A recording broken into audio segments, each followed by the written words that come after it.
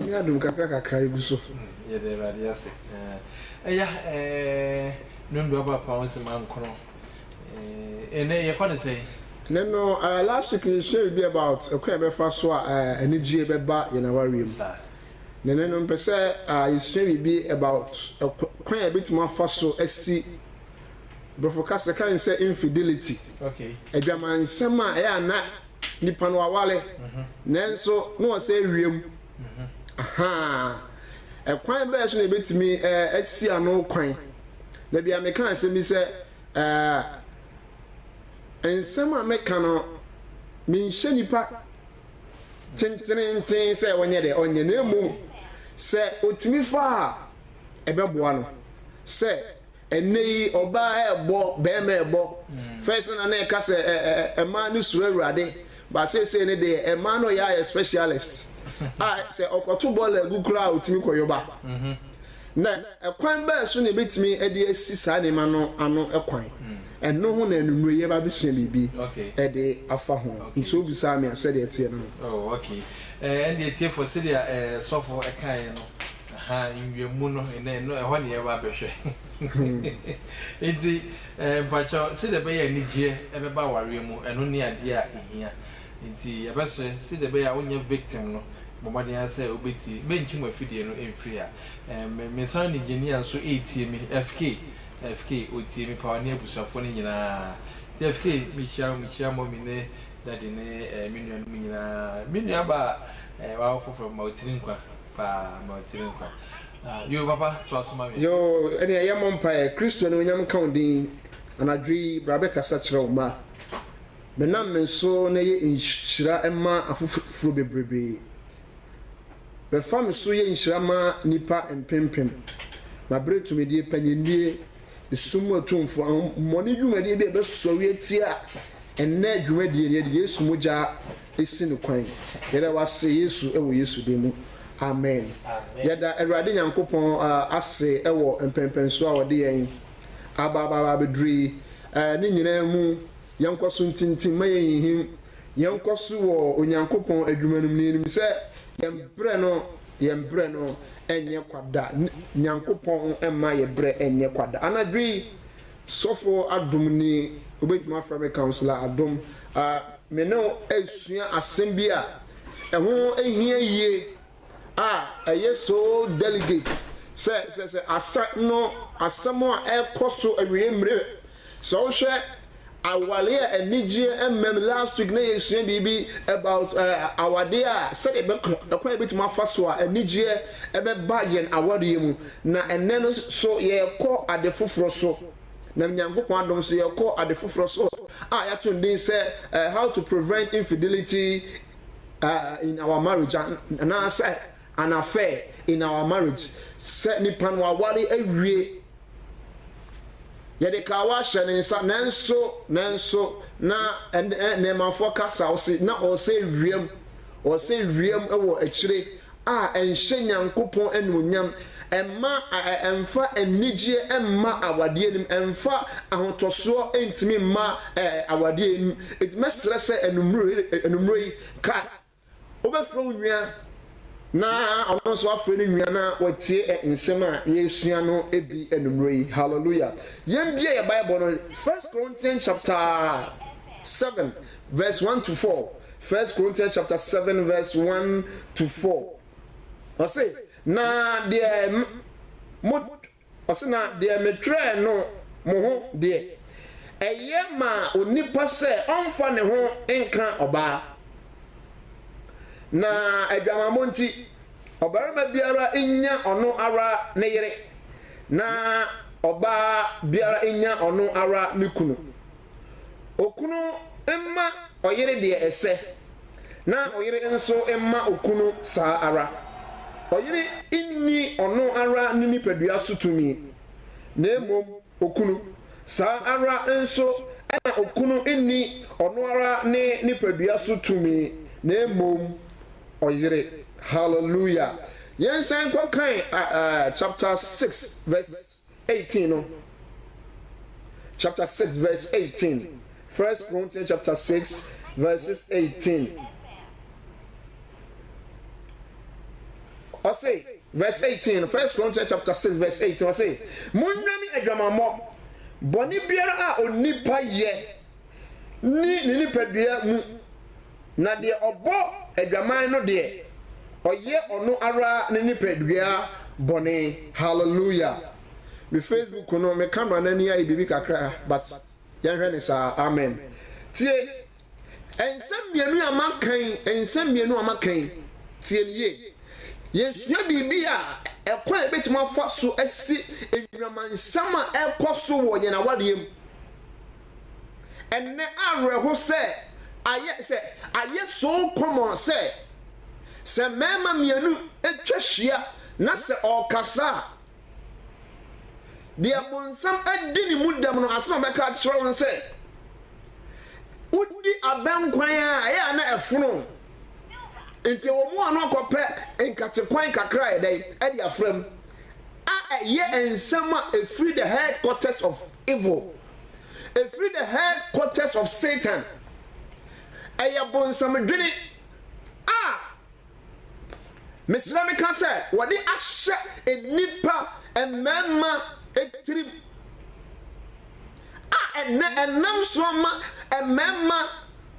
Nancy, me mammy, or chairman, dear council who you made the old school now. Or yet, ready be our station back, now, or the two just say. Bama beer or warrior or nim say. One for the year actually. Umbra, not on t shirts. I will send say. Menity ho, and now, be free, and now, it's I said, people say, ma, I be a say. I say, oh. Almost lost some beba because and some she share and near mem. Hallelujah. And nipa bebre say 1 hour 10 years. 1 for 1 year echi and now so 1 for okunu echi 1 meji 100 Ghana cedi. Once an amount for the chumo. And they say and then a so common. Aya is so common. Ewo asafunim and asafunachi. Okwa asafunachi kura the airtime. Hallelujah. And it said, Meka asafunima, oh, Christo sumu, and I said, yen we are sim that that's a tremor yet. Because a maniama ye ya Nanka o wari and no worry. Nancy Wendy. I think a crabby a sea of your own tea. Bako ateki when the God to say or chempra aside nukunu. There be and shall radiant munyam na egg time. Bible say bonim bia or nipa bayano and send nipa bia. Nemum nipa obo adraman a seven nipa and don't forget says obinu obi be waria or nina ya honam bako. Enti bema kobo oba kobo esay mienu. This is the reason why I dey encourage yede twentwen bia e dey e kabo bia nipa on mini on nan mini honda e ye dwaman bi okobo de baabi ena abeto hye abusuan no so obi ade bitimi say hallelujah obi ade bi onim say ne nsa kan wi o so be ko na refuse no because Baku yana ma yana Baku ewie mu no what sunsumu ene wonamu no what they say abusuan no and abusuan sunsum gina bre no etiba fo it mesra say abraba obo awa liemu in your relationship no for kachira ho say media me nuemu na nuemu china media me mfa me kuru ana se me yire achi enne ana se wachire because nyankopon na aka me ne bema ana se oba na yede abom no matter what bibi bia be koso bia me mfa ho me koso etena ma wodiem we mu ntina ma ye ma me nom mpanyimfo o mutime nyini kyereye wonyini ya ademponi bi antima mbeto o mo hallelujah but wait there wo be fani kunachi obeye ne ma tantanta mo se be ma adwuma seisa na oba yade ne man yade ekabo esen bi mesre that pressure the spiritual aspect of sex and na sunsumu ade esi hallelujah na numre minu kasa ade afa asema mato ndi se ekwa be fa so ye be si enwaba more empratri ekọ so after say ya wade no hallelujah yensua yenka number 1 hallelujah se obi betimi bibi betima boa ama mi pan onkoto sa ade we ye ka ho asemi mu a number 1 make your marriage your top priority. Make your marriage your top priority. And he said, "Mawa wadi enye wadi ehia ba kopa." Hallelujah. Ma ebusuana mo chichire no enye ade ehia mo ba ko se no de onfa ni agro. Hallelujah. Even awonyame adwuma mu no because you ade ewo nyame adwuma mu no so bimpo ni fie wentima ntoto a Bible say on sempo say ye di awade mu dwuma di be dey e be hye nsa. Hallelujah. Etina mesra say number 1 make your marriage your top priority. And he said ma wode enye ade a ehia wo edi kan number 1 say even oba ade hye ne trim say me kuru de me ni ho agro Sansu na bema so di hye ne tirim se me yire de me ni ne ho agro ekoba sa ebetimi ye betimi asai adagye bi enya adagye bi e de ama aware na ye de ye ware no but we de on fa aware na o ware no nemo se on ko omu aware na o ware no omu oba na se bema betu nanum tuo aka ne se awale ata so awale ekotodwe awale etiko hallelujah etrese ase awade afuno no won fa awade hu biem ade a wo expect ye wo awade mu no nya no no ye dai onyaye ha mesra se bibi betimi abon ho ban kakra se de be ya onkoto saa enwama mosem a ekoso after say ya wade ni mu a mesra wo se mo awale no enye your top priority menye ade ba ko ehia sa o yire de oni ni wagro na me yire na menye bibi ebe ha no na safu na me kru no menye bibi ebe ha because oso mebo I cherish her but when they say on fa wale no ho ubu awale a wutim because o go huru de atwem awie on fa ho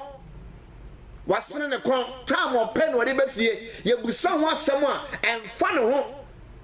bra mesro nya adagye mo awade wate nya uni adagye a untimi wale o hallelujah adagye ti se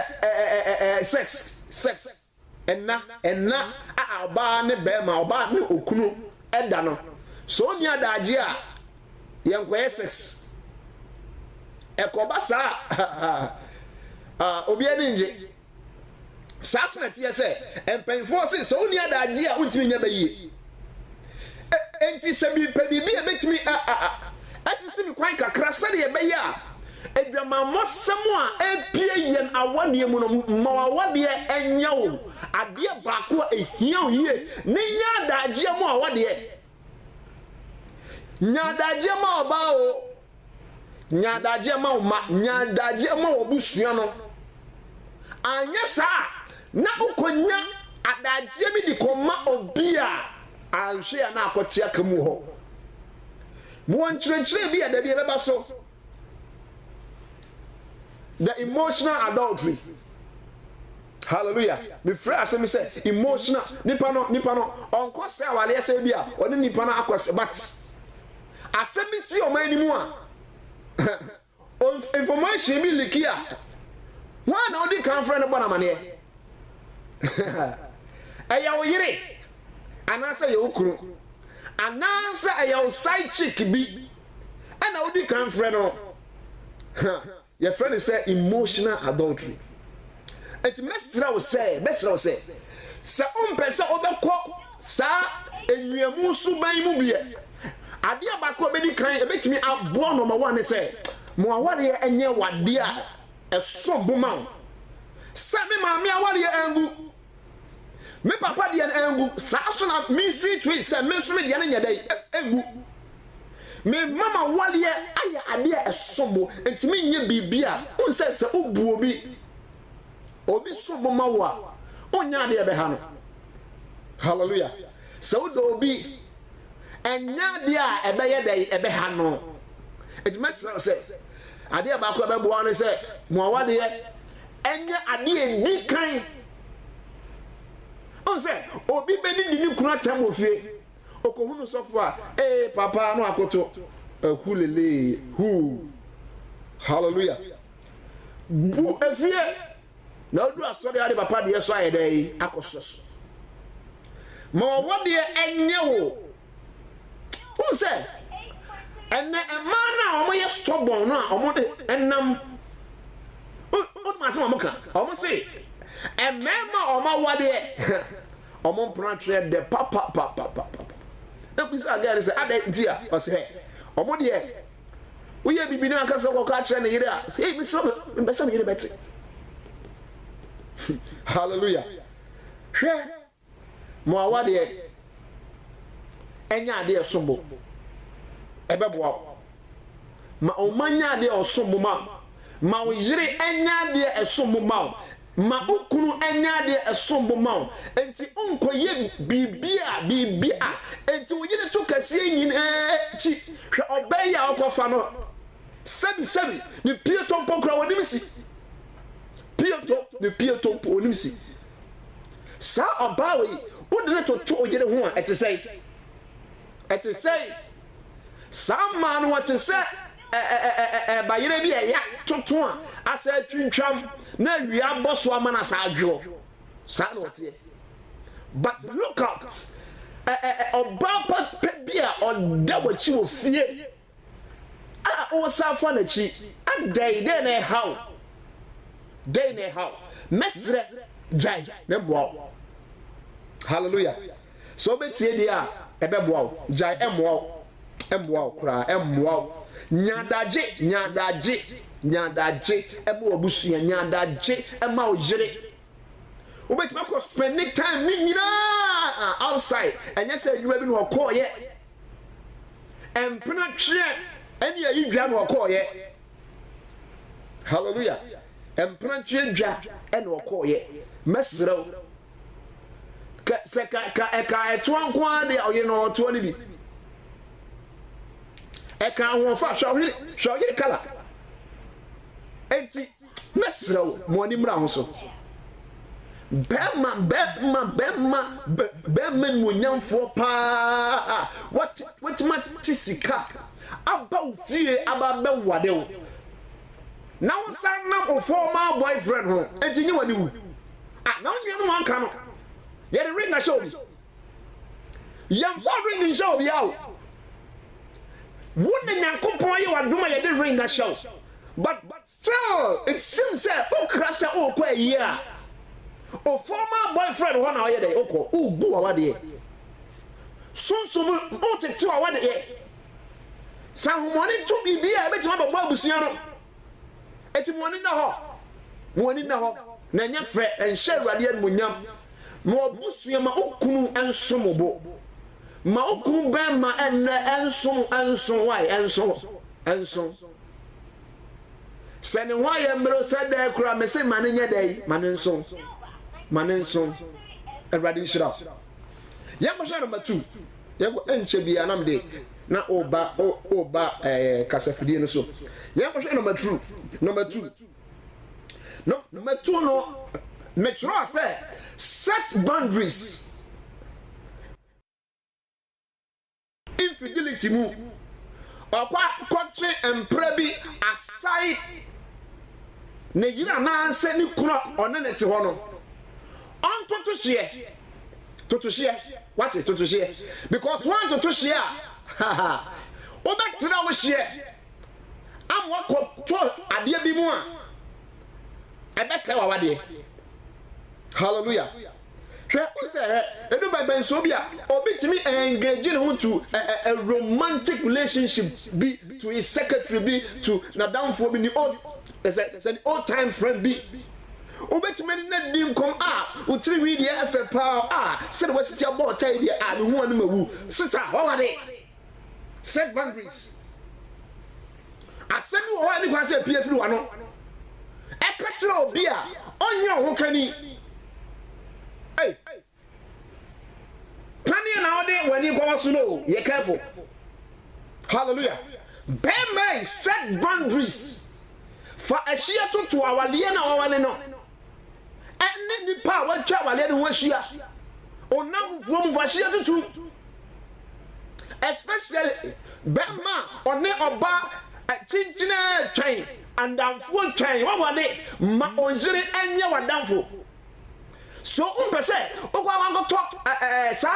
enwamam buria ekoso awade mu awade mu a tuto hye hunu ba bia ubetima di akura akoduru obesan wachi akura ene enkrama obi ama me apie ana enkrama ne okrama no edi agro na wonani agye na weina okra eba ye ne me ni agye mu huru no bi so na ne de mani agye sei wo se na de ye ni enkrama no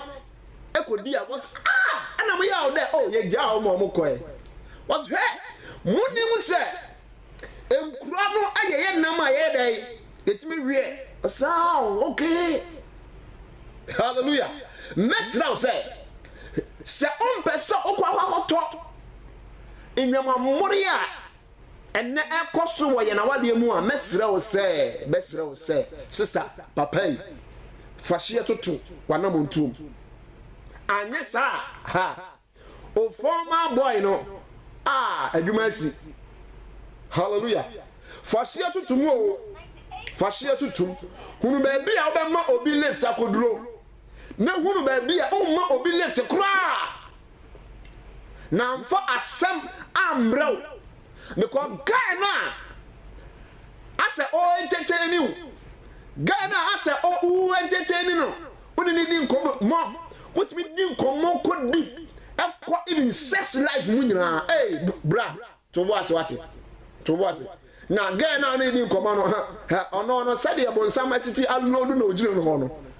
said e was city abọ ne video mu ka no one say ya na one to share o de ne be akototo yire ho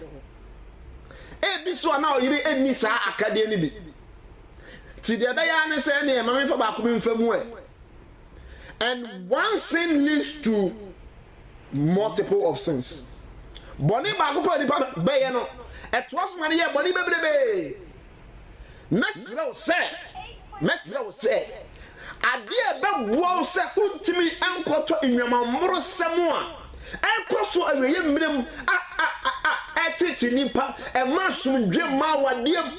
ade wontwi enenam wadiem ade etosum yenu ni se totohye hunu ba bia abedi agura kosi hunu ba bi hunu kind of nkomo a nipa bia no be hye bia no oni ne bedi anya sa owo no ono your friend bodetwom on ka ro nsa born abetimpo wa follow et mesro owale ni mami awale papa awale totohye me se ka ne biem totohye hunu ba bia obekwapo di sese ubedi onkoma akoduru ba bia betutu anam akoduru oba wale ni hunu sedi obesity aka wonsem enwama mosem eya odedodo enam nsam ye ode dodo wohia obia obese obia hu se wo na otimi kanu pain mesrew enye pain no na ejejew do akọ baabi hallelujah ejejew edo akọ baabi a won hwe ye awie ebe gu awale animu ase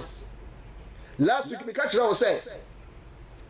boni bi ani pa ye no number 1 egu ho a okoye n'animu ase 2 wabusu a wodam egu n'animu ase wabusu a wodam egu n'animu ase 3 asafu a wodam asori a okọ egu n'animu ase ekura ofri mu o egu n'animu ase se ekura mu afọ de wo ma enwemu wo me best day aye no wedding no sada day na de achi ya no okowiem hallelujah ode ko pacho se me pacho na nya mi na maame na force so me maame wale no ode ko pacho mesrel say set boundaries fashie to wale na wo yenim any outsiders mu anyesa ye wo man bi wo ho enne ba bi wo nenam no what the sign check toma and a gunase what the chance na nim bra ona also there oba bi abehuru bi abefra na chia no asere ahwe nanim ha o de entenka bi a wo mu ho ha bibi ba twoma woni be ba ho so no na oni na ye de mu ba ye awie da bi anim guase ene awale seye ebre wade besro say as a married couple bema na say oba wade set boundaries hun be bia beko hun program abeko time an beko because ya uko ye all time me can say kroketuam taku na hyehyɛ ho woni na hyehyɛ ho da bia so sori a me kom kroma yie time so ade be ba no so ade asan ne ma me na hoi genti adada emu so nya so na enti set boundaries na anse wa wade ne yakwa so ena nya hwe aye hwe pa it mesro ade be bo no say set boundaries yan so number 3 enche bia na ofrem yesi 0243 95 what also dey wa drink na yedey aba me nwi men France hallelujah number 3 no yan so bibi say don't keep secrets from your spouse hallelujah sade no me ehunu say why on pranda da ai and our friend hallelujah secret bebrebe enipa ekipu ayema emu enna hokofe no etimi generate niema bi hallelujah wan hwe oni mra ho so no na kukuru asem kese pa de ayede e de abro obi tata hallelujah muani na ho obi yini ka wato ho wo yini ka wato se onwale ha enti woni nwasem odi asie obi bema onpe ne nwasem wanso nim se ukuri agbonwia number 1 malam kase pa also pay when you ring obema so pe amenwale no press anwale sister ti de uye ede edmonyam shembebra wade ana se okay kan ko adamnem hallelujah muoni na ho se upie na uyi okawa jai bema drove ni baby obedru bia no de num hallelujah mesre maniema mu enna ho maniema mu na ho enu ntina obi timi ede ne fun aye esem na odi twi na yi so on pese obi be fa the call adda ntina ye on pese obi be fa the call because call no ebi a make say call no ba bi a call the free ba no en share rade en munyam ɛnhyɛ awurade animuonyam ɛnhyɛ w'abusua animuonyam akɔso ama afei ɔmporɔmpo mmu yere ɔmporɔmfo mmu yere bɛma bi kura de deɛ tan in such a way sɛ brɔno bi a bɛkɔ so bi a ɔma ne yere anya atamfo simply because nano hano obi nano ɔse pɛ ɛnyɛ ɛnhyɛ awurade animuonyam ɛnhyɛ awurade animuonyam bra ɛnhyɛ awurade animuonyam awurade ma yɛn nteaseɛ ka amen kɛseɛ paa wɔ baabi a wɔ yɛnhwɛ number 4 me twerɛ sɛ know the danger zones. Hallelujah. Know the danger zones. Let me can catch it.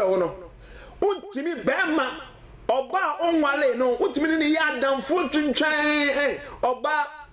mema grow na ope last week Mr. Podcast asked me what were you enti namfo ni wo ha sister twamu o ton bra because sanamfo no ana aboa ka so wanya hwe udi aben kwan kakra na de nkate kwan mienu bi ayedai afrem mesrew se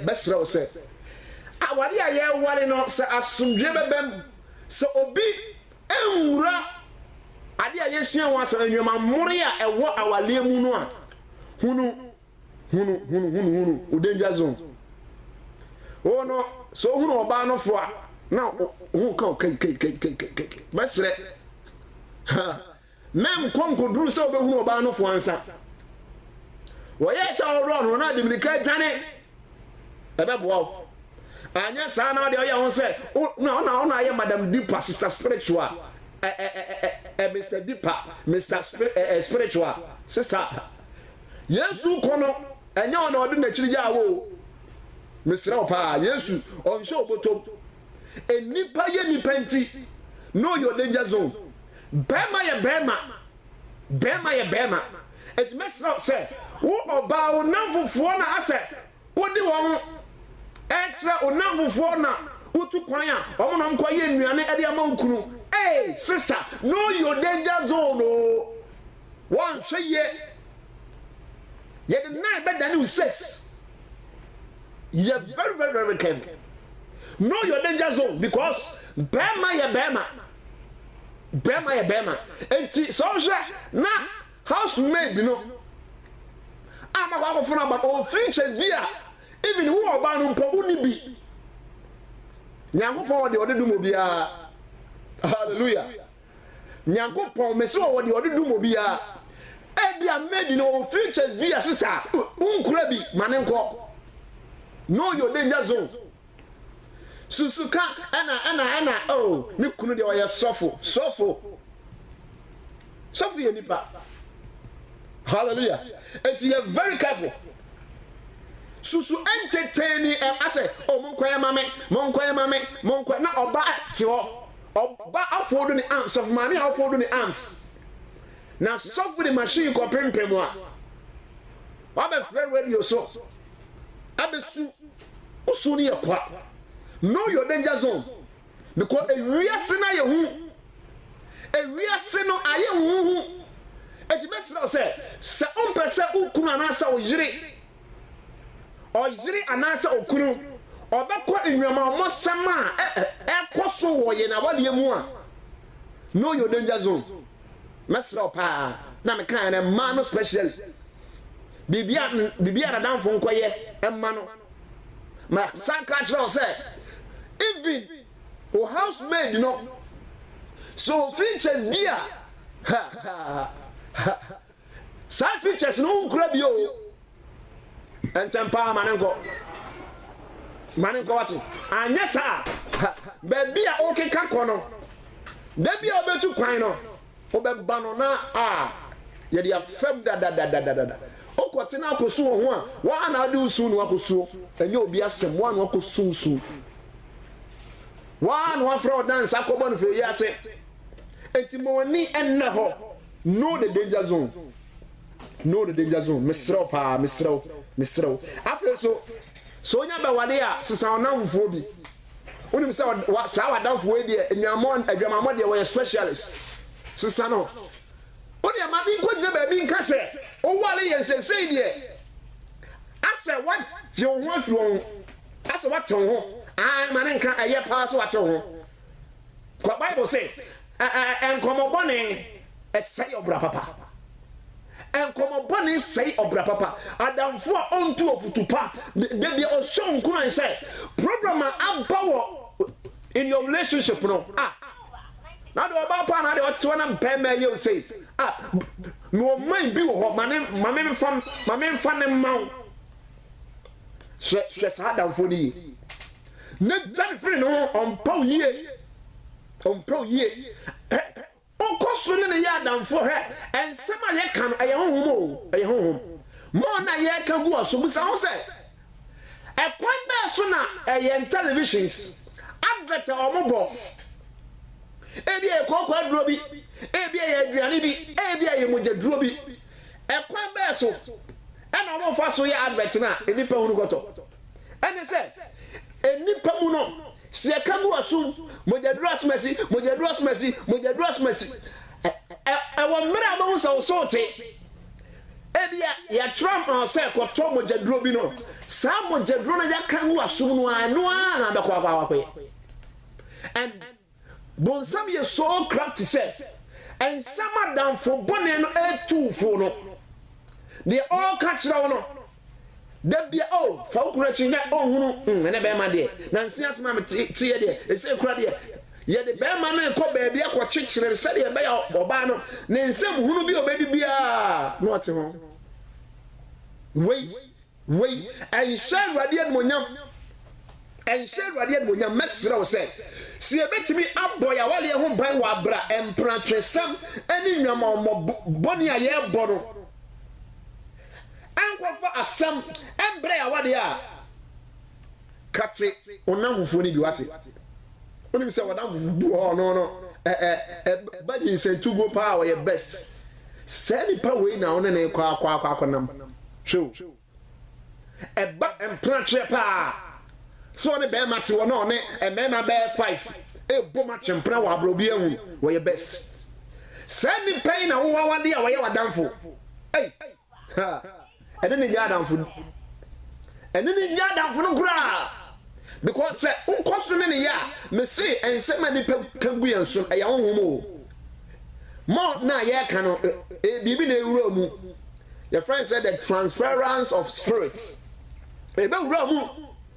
unhunu de be ye na fa de wan ye ana catch first ne de na masuro radio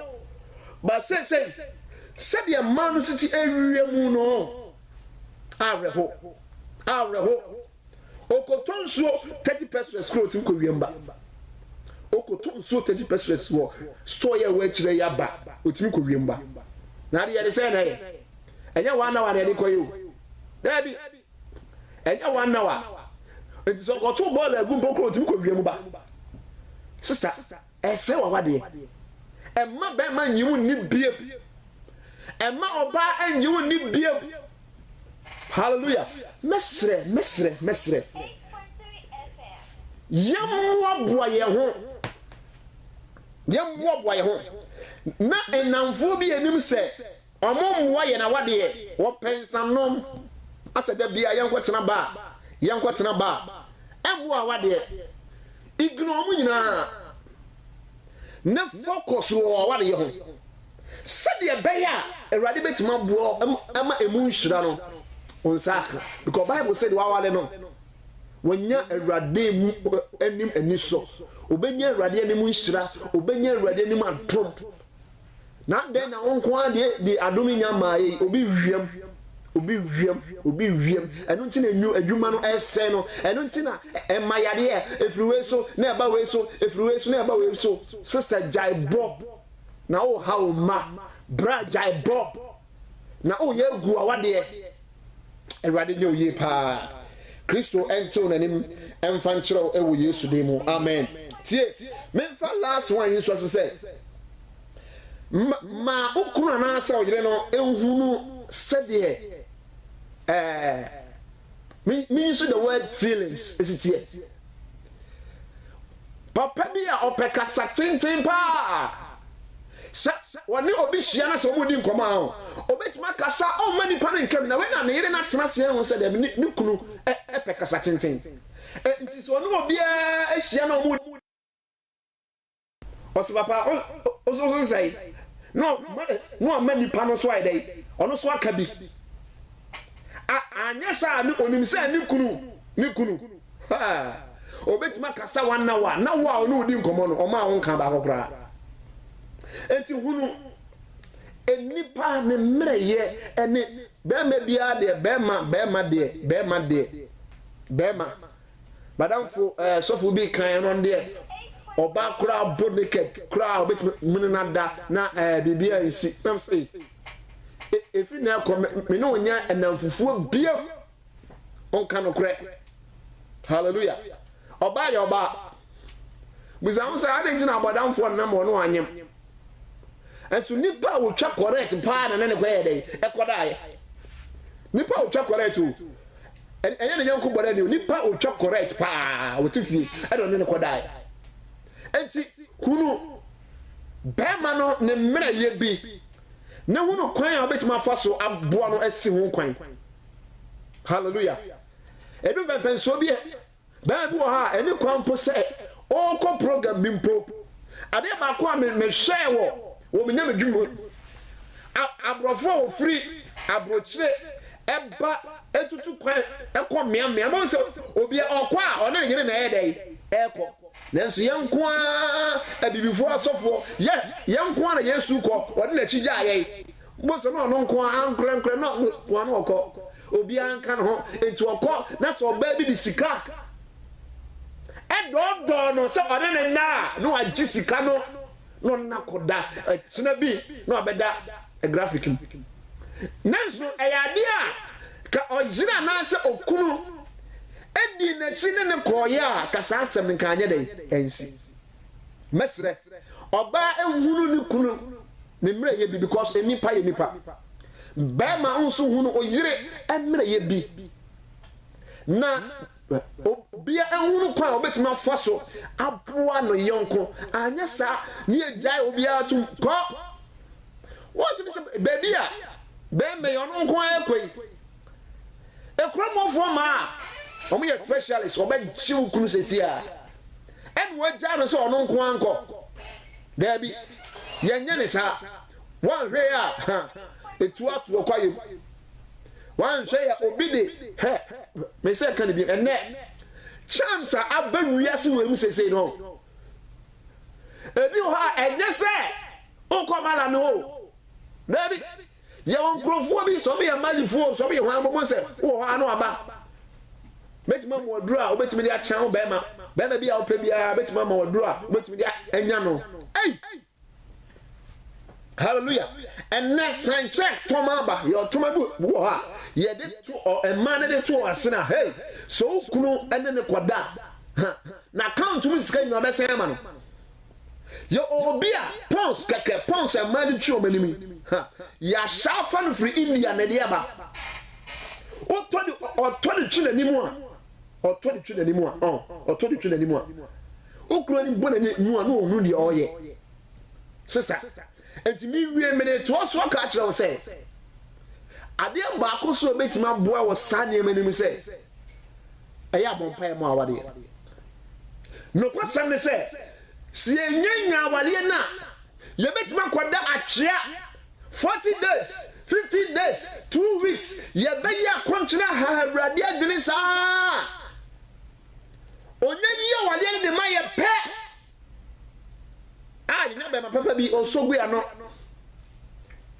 ye nya be ma papa bi da eda na chi ete no empire ne wa giant bomb ei